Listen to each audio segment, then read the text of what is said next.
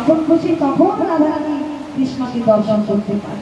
তাহলে কি করেছিল না, রাধা ধ্যানে বসেছিল যখন, এবার বাবা যদি কেউ ধ্যানে বসে, ধ্যানে লীন হয়ে যায়, তাকে পায়ে ধরুন, হাতে ধরুন, মাথায় ধরুন, কোনো যায় আসে না, বুঝতে পারে।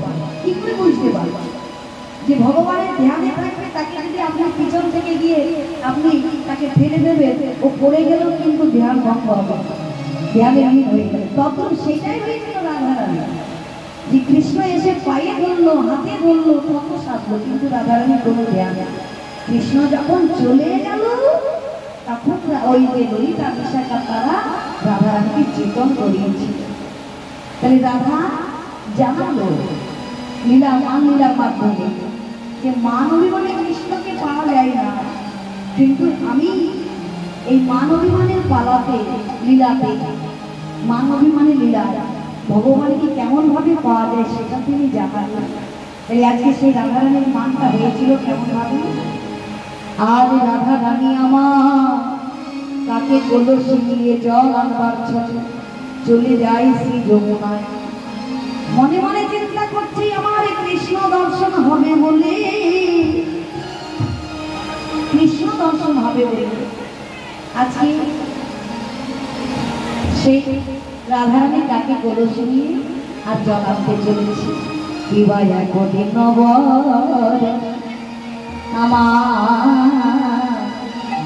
অভিনব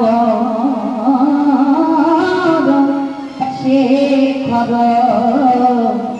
কদম তরুয়া তলে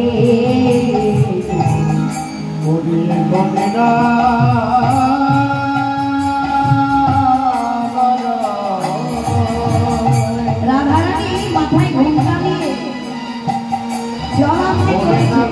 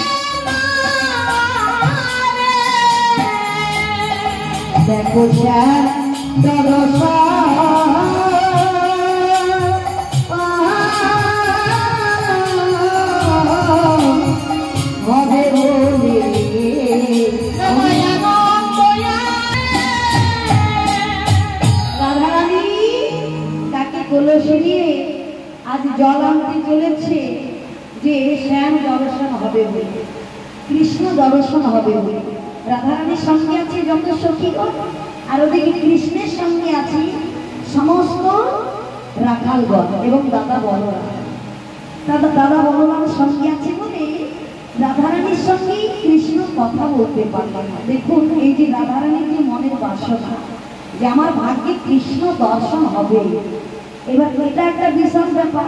মনের মধ্যে যদি এই যে আমরা ঘর দুয়ার টাকা পয়সা আমরা আগে কি করি না স্বপ্ন দেখে, ওই ঘুমিয়ে গেলেই যে নিদ্রাগত হলেই ঘুম পেলেই যে স্বপ্ন দেখা ওটা শুধু স্বপ্ন বলে না, তাই না?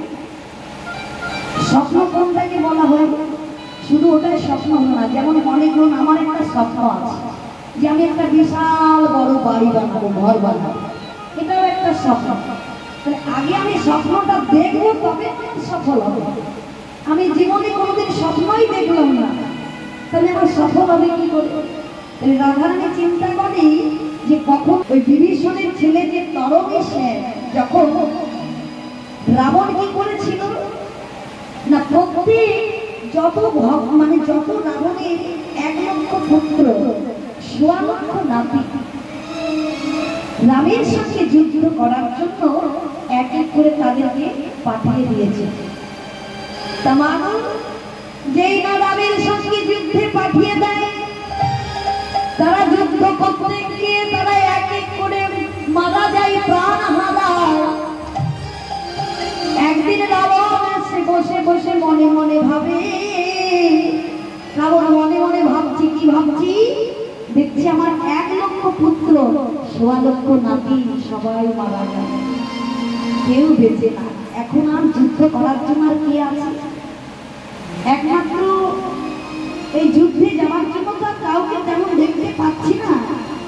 তখন সেই ওই বিভীষণের ছেলে তরণী সেন, তার তরণী সেন কি করেছে, চলে গেছে রাবণের কাছে, বলছে জ্যাঠামশাই তুমি এইভাবে বসে বসে কি ভাবছো? বলছে তুই শুনে কি করবি, তুই ছোট্ট বালক, এই কথা শুনে তুই কি করবি? তখন রাবণ কি করেছে, যখনই সাধারণ ছোট্ট ছেলে মনে করে বলছে দূর হয়ে যায়, বলছে না জ্যাঠামশাই তুমি এমন করে ভেবো না, তুমি যুদ্ধের জন্য চিন্তা করছো কি? যুদ্ধে কাকে পাঠাবো, যুদ্ধে কে যাবে, কে যুদ্ধ করবে? কেউ না, যাবার মতো সবাই শেষ হয়ে গেছে। তাহলে সেই দিন ওই তরণী সেন বলছে আমি আছি জ্যাঠামশাই, আমি যুদ্ধ করতে যাব। যেই বলেছে আমি যুদ্ধ করতে যাব তরণী সেন, অমনি সেই রাবণ বলছে হাসা করে হেসে হেসে বলছে ওরে ভালো তুই যাবি যুদ্ধে, যা তোর মায়ের কাছে তুই একটু আদেশ নিয়ে আয়, তোর মায়ের কাছে গিয়ে একটু আদেশ নে। তাই যেই না তরণী সেন তার মায়ের কাছে অনুমতি আদেশ নিতে গেছে যে আমি যুদ্ধ করতে যাব।